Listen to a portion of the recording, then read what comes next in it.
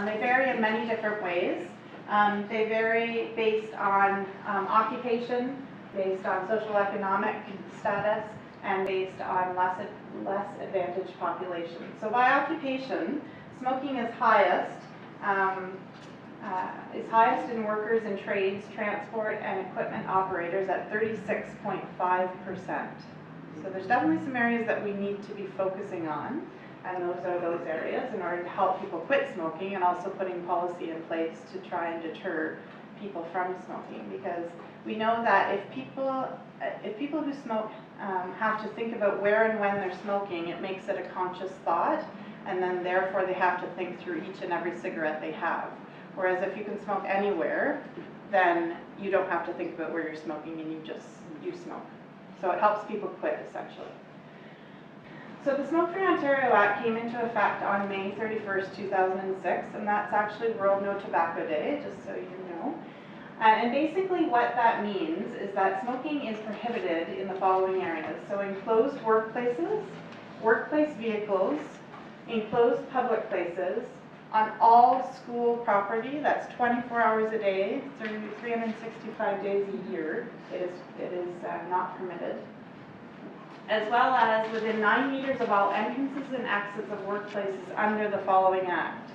So the Public Hospitals Act, the Private Hospitals Act, the Mental Health Act, the Nursing Homes Act, and the Charitable Institutions Act.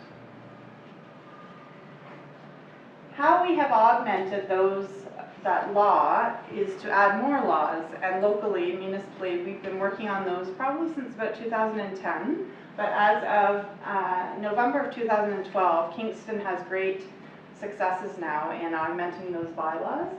And how those look are basically smoke-free patios, smoke-free places, public places, entrances and exits. So that entails no smoking 9 meters from the Kingston Transit Transfer Shelters. So that's basically St. Lawrence College is a transfer point, Kingston Town Centre, and the Cataraqui Town Centre. So those are the 3 transfer points. No smoking in parks, beaches, sports fields, and playgrounds. Smoking is prohibited in all outdoor community meeting areas, 3 meters from all entrances and exits of workplaces and publicly accessible places, and 9 meters from all municipal entrances and exits. The first step is to have signs up and to educate and have a cultural shift in how we denormalize smoking and tobacco use. So in essence, we all enforce this. It's not about having just one person handing out tickets all the time, because that would almost be impossible, and we only have 2 tobacco enforcement officers for our whole region.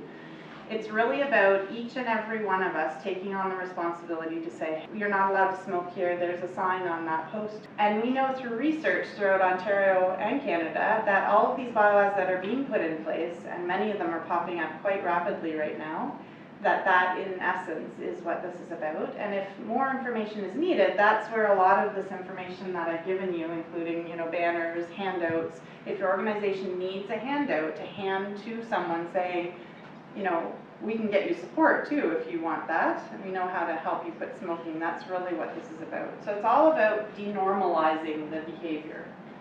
So what can you do? You can do a lot, and that's why you're here today.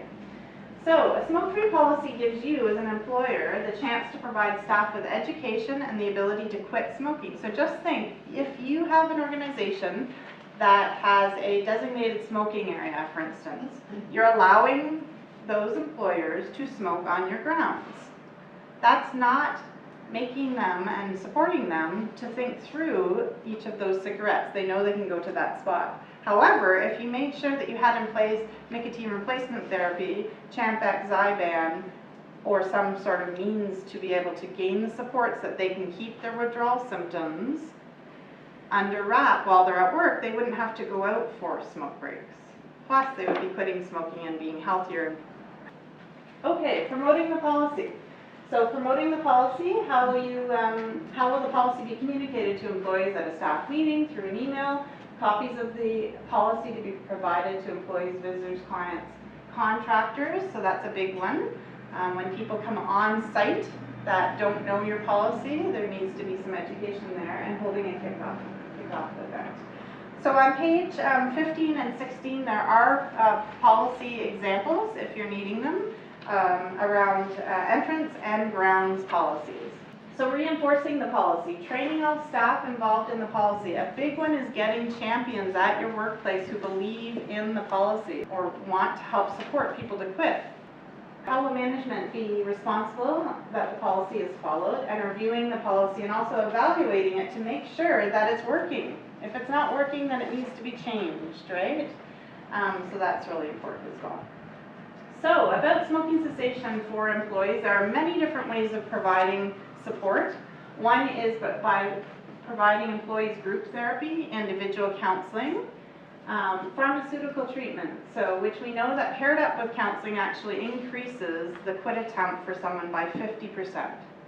So if you provide counseling, or someone can find counseling and receive nicotine replacement therapy or Champexazide, then they will increase their rates of quitting. So having an employee, a health nurse, workplace safety officer, a wellness committee chair, trained in smoking cessation brief intervention, which is essentially having the skills to be able to ask, do you smoke? Would you like to quit? I can find you help. That's the really basics of brief intervention.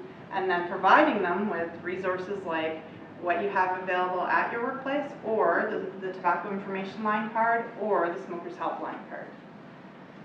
That's really important as well. For smoking cessation, there is a lot of training now that's out that I was actually trained through, and many of my colleagues are trained through the Center of Addiction and Mental Health. There's the Teach online training course for brief intervention, and there's also the Center of Addiction and Mental Health online modules that will help people learn more about a comprehensive tobacco policy approach. And the Stop Smoking studies. This is something that the Center of Addiction has been supporting public health for about a decade, but we're able to actually provide one of these per month when we have the ability to, and we can actually take these right into a workplace to provide employees with up to 5 weeks of the patch. Also, don't forget your community. Your family health teams and your community healthcare centers, they all have stop funding now in the Kings. Most of them have stop funding for either counseling or medications. So always referring your clients or employees back to their family health teams is really important, and your family physicians, because we now are starting to see that there's more support across the region.